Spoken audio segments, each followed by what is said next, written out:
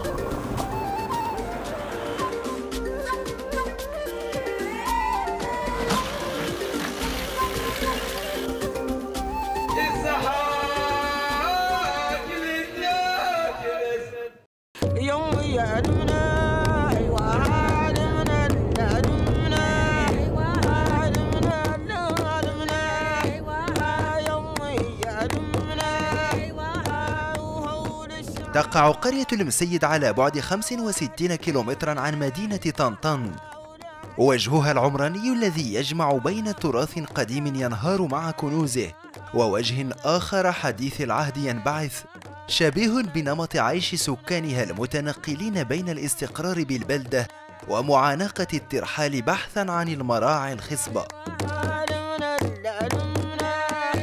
قلة المصادر التاريخية وانعدام الوثائق المخطوطة إضافة إلى الإقصاء من توفر البنيات التحتية والمرافق الاجتماعية الضرورية، كلها أسباب جعلت هذه القرية تعاني من العزلة والنسيان.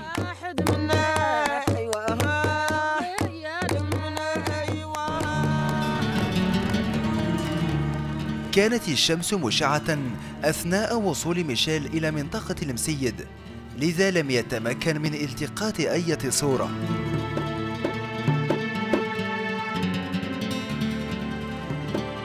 حوالي الساعة 8:30 بدت نخلة يتيمة عن شمالنا، ثم رأيت هناك على قدم الجبل بعض الديار المنهارة.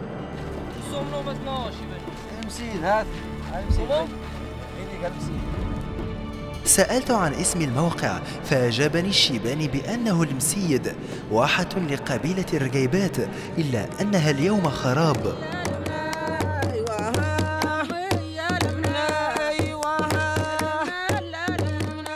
إذا كانت قرية المسيد قد عانت من الغزو المفاجئ لعناصر البوليزاريو سنة 1979 أدى إلى نشوب حرب انتصرت إبانها القوات المغربية بإجلائها لأعدائها الغزاة، فإن نفس الجدران التي صمدت أمام وابل من الرصاص تحضن بين ثناياها قصة ستظل مفخرة لجميع سكان المسيد مهما طال الزمان. فاطمة مليكة امرأة تعيش كباقي الساكنة، موزعة فصول سنواتها بين الاستقرار النسبي في بلدة المسيد والترحال بين الجبال والوديان بحثا عن الكلأ لماشيتها. لم تكن تعلم أثناء تواجدها في إحدى المغارات بوادي أزقر بنواحي المسيد أن اسمها سيرتبط إلى الأبد بأول اكتشاف من نوعه يحدث بالمغرب. النهار مشيت تابعة ولدي في الحمام وجبرته مقيل فايك المغارة. حدث ذلك في يوم من أيام فصل الصيف الحارة، وكان ابني الصغير يقضي نهاره في رعي قطيع صغير من الماعز بجانب المغارة، فأحضرت له قليلا من الماء لكي يشرب. وجدته مستظلا داخلها، فأوقدت النار لتهيئ الشاي، وبينما نحن كذلك لاحظنا وجود رسوم على وجه الصخرة. كنا لوحدنا فقط أنا وابني الصغير. كان عمر ابني آنذاك 12 سنة. منذ عدة سنين وجدنا هذه الرسوم المصبوغة، ولم أخبر أحدا إلا بعد مضي 5 أو 6 سنوات. شيخ 5 عيمان هاي والله 6 بشر نديت به.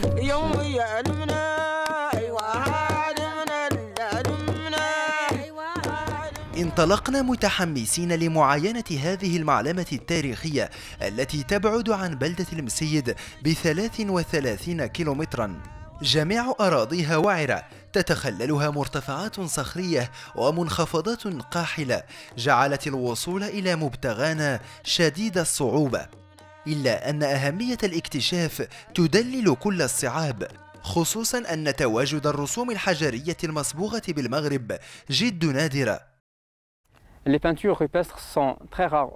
الرسوم الصخرية المصبوغة قليلة جدا بالمغرب، وبعض النماذج القليلة التي تم الإعلان عنها لحد الآن تقتصر على تماثيل ذات دلالة رمزية. ونذكر من بين المحطات المعلن عنها محطة تلكين، ثم محطة في كهف البارود بالقرب من مدينة بن سليمان، ومحطة إفران بالأطلس المتوسط.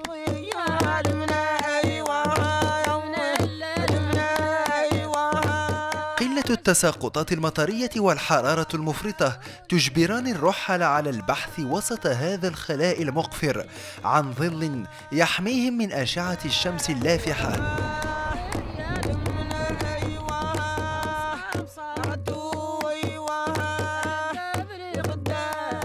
انعدام أشجار وارفة ببعض الأماكن يدفع الرحل للبحث عن الظل ولو تحت الصخور المنهارة. هذه الصخرة الضخمة المنهارة هنا كانت يوما ما مخبأ للسيدة فاطمة، التي لم تكن تعلم آنذاك أن مرحلة من التاريخ تختبئ بثقلها مستظلة تحت هذه الصخرة.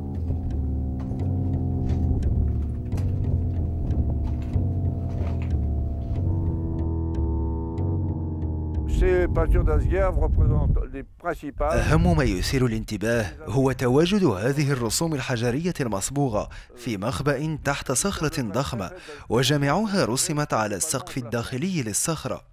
الصباغة مشتقة من المعادن كالمغرى، كما يتم كذلك استعمال الدهنيات المشتقة من شحوم الحيوانات أو النباتات، وهذه هي المواد التي يمكنها وبواسطة التحاليل تحديد الحقبة الزمنية لهذه الرسوم.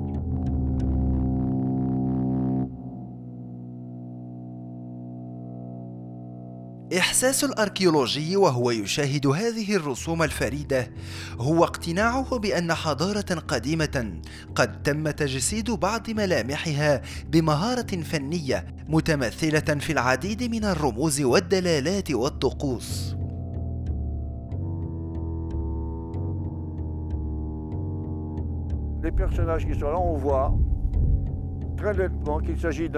التماثيل المرسومة تشخص الاحتفال بطقوس شعائرية تؤدى من طرف رجلين يحمل كل واحد منهما قوسا ويمسكان بطفلين، الفتى من جهة والفتاة من الجهة الأخرى. لكن المهم بالنسبة للأركيولوجي زيادة على تحديد تاريخ هذه الرسوم المصبوغة بواسطة استعمال الكربون 14 هو أن تاريخ هذه الرسوم ليس قديما بالقدر الذي كنا نعتقد. يؤكد هذه الفرضية وجود عربة ذات مقبضين أو يدين مماثلة لعربات عمال المناجم القدامى في الأطلس المتوسط، والتي يعود تاريخها إلى العصر البرونزي.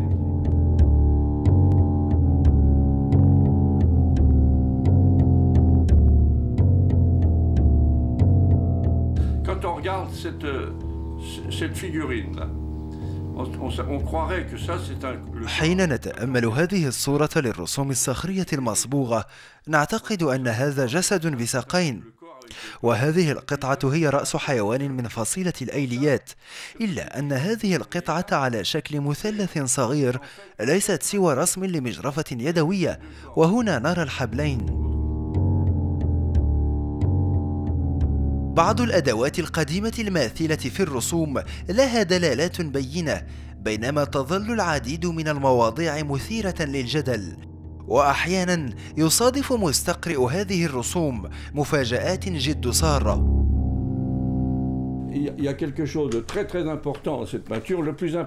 أهم شيء في هذه الصباغة ليس هو تواجد الأشخاص ولا الأسود ولا الفيلة، بل الأهم هو هذه العربة الصغيرة التي استعملت من طرف شعوب العصر البرونزي، أي حوالي 2500 سنة.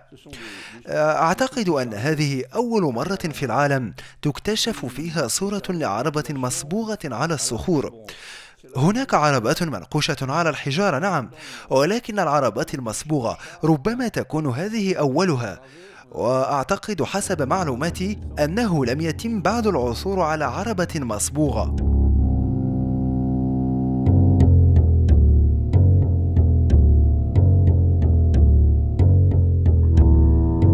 منذ نهاية العصر الجليدي الأخير إلى حوالي الألفية الثالثة ما قبل المسيح، عرفت الأراضي الصحراوية أفواجا متعددة من الشعوب، من بينها الصيادون القدامى الذين يمثلون شريحة من السود استقروا بالصحراء منذ حوالي 40,000 سنة.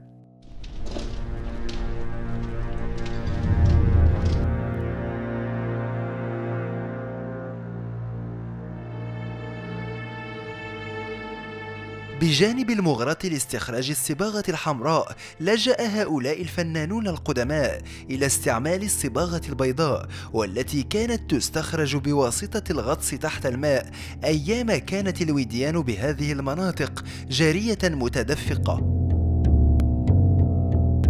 كنت ما عندي العقل هذا الشيء ديال الدشرة. آنذاك لم يكن عقلي مشغولا بالبلدة، لأنني كنت بعيدة عنها، وكنت مشغولة أكثر بأجواء الصحراء وحياة الصحراء، ولم أكن أعلم بأهمية تلك الرسوم، ولم يكن لي أي دخل أو علاقة بها. وبعد دخولي إلى الدوار تداركت الأمر، فأخبرت بموقع المغارة. من 96 باش لغينا هذا باش قالت لنا المرأة. سنة 1996 أخبرتنا المرأة عن المغارة. كانت هذه السيدة قد اكتشفتها قبل هذا التاريخ، ولكنها حسبت الرسوم عبارة عن خربشات من صنع الأطفال. بعد ذلك قمنا بزيارة المغارة بمرافقة فرنسي ومعه رجل آخر ألماني الجنسية، فلما اطلع على الرسوم أكد لنا أهميتها. ثم أتى باحث آخر مهتم بالأصفار ومعه مغربي، ثم أتى مهتم آخر ذو جنسية إسبانية فعاين الرسوم، وبعدهم قدم أجنبي آخر لا أعرف من أي دولة. جميع هؤلاء الزائرين ألحوا على المحافظة على هذه الرسوم، وأوصوا بأن لا تعبث بها الأيادي كي لا تتعرض للتشويه والتلف. هذا وصاونا عليه بزاف. شنو قمنا عليهم نمحوهم؟ كان إحساسنا الأول هو أن نمحوها، فوضعنا قليلا من الماء. أردنا أن نتأكد أكثر. كنا نظن أنها صباغة عادية وحاولنا مسحها، ولكن الصباغة لم تزل ولم تمحى. آنذاك أدركنا أنها قديمة جدا، وأنها يجب أن تبقى هناك وألا تزول. الرسوم عندها معنى، إلا لو كانت ما عندها معنى. هذه الرسوم لها معنى. لو كانت عكس ذلك لما قدم إليها الخبراء والمهتمون من المغرب ومن الدول الأخرى، وكلهم يوصون بالمحافظة عليها نظرا لأهميتها الكبيرة. هيك المغارة في بلاصة واعرة نزلت عليها لغينا 3 دنشاش، واحدة شديتها وواحدة. الآثار القديمة الوحيدة التي عثرنا عليها بداخل المغارة هي 3 رماح حجرية، واحدة سلمتها لمرافقي ولكنها ضاعت منه، وربما يكون الأجانب الذين رافقناهم قد أخذوا القطعتين الأخريين. يمكن تلك القطعة التي بقيت معنا كانت مصنوعة من حجر السيليكس، لونها أحمر، وهي حادة في مقدمتها الأمامية كرأس الإبرة، مقوسة تماما مثل أجنحة الطائرة، عريضة من الخلف ومسننة من الأمام. ومن اللور عريضة ومن القدام ماضية. الفضل في بقاء هذه الرسوم الحجرية المصبوغة واضحة الملامح رغم مرور قرون عديدة راجع إلى سقوط هذه الصخرة المنحنية على شكل قبة محصنة أنقذت الرسوم الحجرية من التعرض للتلف، إما بسبب الأشعة الشمسية أو بفعل أيادي بعض الرعاة اللامبالين.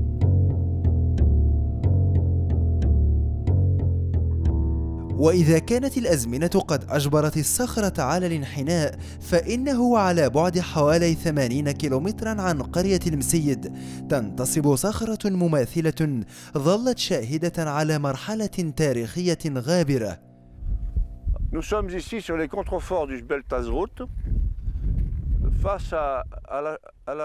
نحن الآن متواجدون بخاصرة جبل تزروت على مقربة من سلسلة جبل الوركزيز المنتصب أمامنا على بعد مسافة 2 كيلومترين تقريبا. على غرار تموقع مثيلتها من محطات الحجارة المنقوشة توجد هذه على مصب واد كبير، كما أن إطارها الحجري واسع وقد يصل حسب تقديري إلى 5 أمتار في الطول و2 في العرض، وقد تم استعماله للنقش منذ حوالي ما بين 8 إلى 10,000 سنة من طرف العشائر القديمة للصيادين. هنا ناقشوا رسما للفيل باعتباره الحيوان الأكثر اصطيادا. لم يكونوا يصطادون الفيلة بالرماح أو النبال، بل كانوا يحفرون الخنادق لتهوي فيها.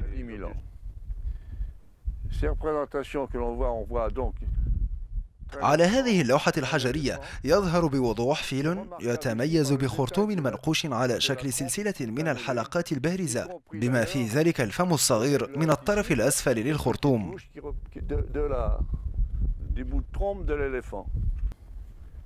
وهذا نقش لجسد بشري، المفاصل العليا ثم الجسم، فالمفاصل السفلى مع نقش بارز للقدمين.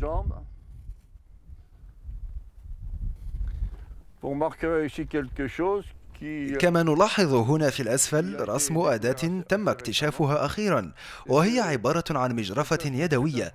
اعتاد المزارع القديم خلال مرحلة بداية عصر الزراعة استعمال العصا المعدة للحفر. كانت عبارة عن عصا يتم إثبات حجرة مسننة بأسفلها يخبط بها لشق سطح الأرض.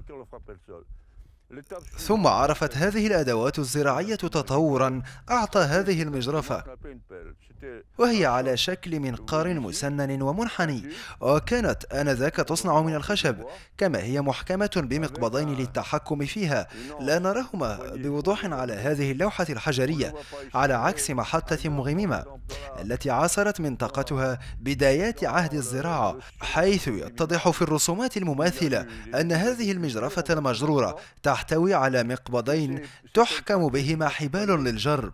كان شخص يضغط على المجرفة بينما الشخص الثاني يجرها مستعينا بالحبال المثبتة على المقبضين. تعتبر هذه الأحجار المنقوشة مكتبة غنية، حيث استغلها الإنسان القديم ليدون بواسطتها جميع مراحل تطور حياته وانطباعاته وعلاقاته المختلفة مع بيئته.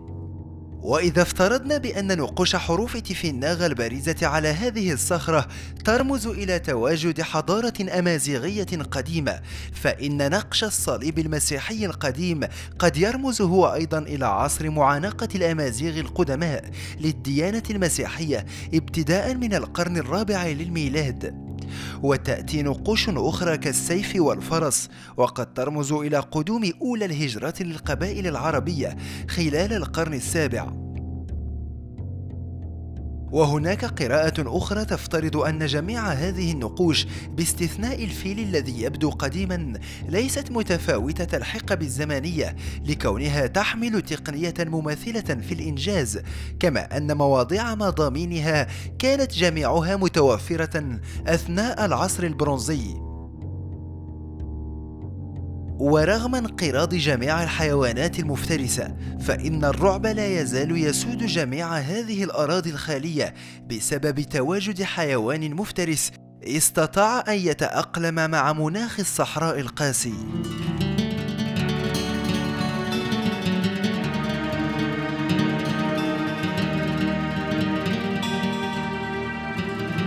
سنة 1930 لاحظ ميشيل فيوشونج حضوراً قوياً لأثر خطوات الضباع منتشرة على طول مسافة الطريق المؤدية لبلدة المسيد.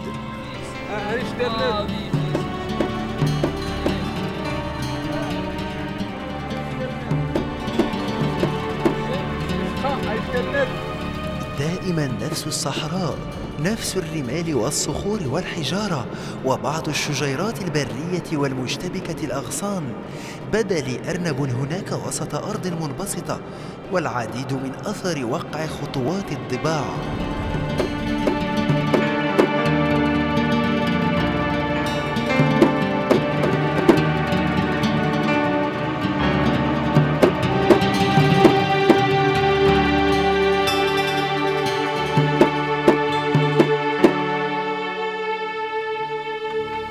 رحل هذه المنطقة يعرفون جيدا مكر وخداع هذا الحيوان المفترس الذي استولى على العديد من مواشيهم وأجبرهم على ملازمة ديارهم بالليل خوفا من بطشه. الخليل السيد عانى كباقي الرحل من شراسة هذا الحيوان، الشيء الذي جعله يلازم قطيعه ولا يغفل عنه أبدا.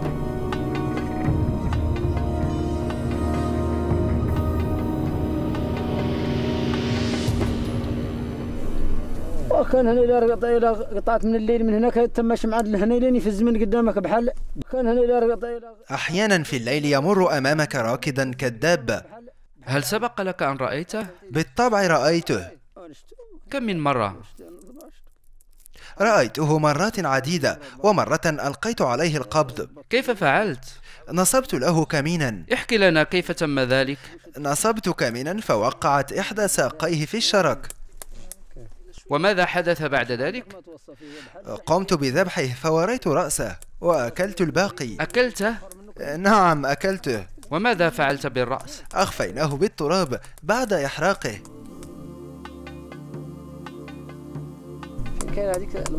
أين تقع مغارته؟ هناك على مشارف قمة الجبل، لا أدري إن كنت تراها أم لا. له غارين، واحدة للقيلولة والاستراحة والأخرى بمثابة خيمة يسكن فيها مع أسرته.